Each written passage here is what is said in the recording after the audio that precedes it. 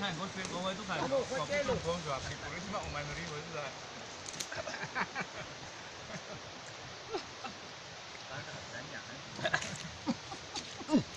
对呀，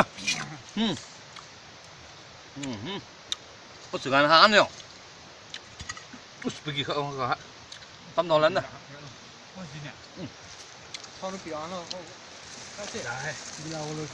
到天中的路，到天中的路。打呢，好喝呀。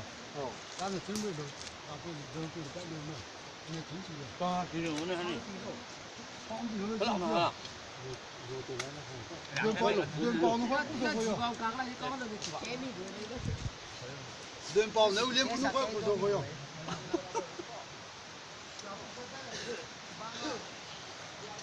ba lại nhà TK khai té không cũng luôn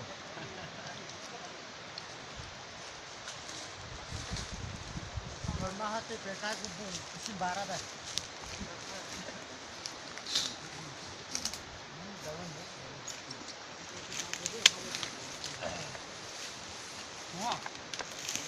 咱们那为啥不看这个路？我们采取这个面呢，好是的。我们两个，都是我，你这个，这么大嘛，不是这么回。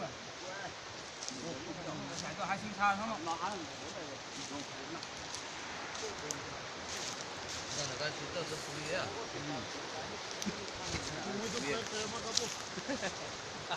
弄来着。不，咱弄不了不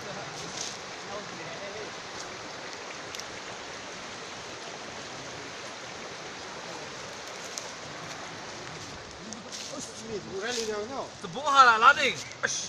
我。考虑了喂。他好菜差不多的。你那给阿鹏看了哈是哪个？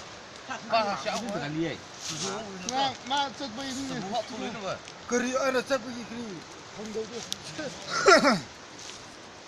你干地道你好看。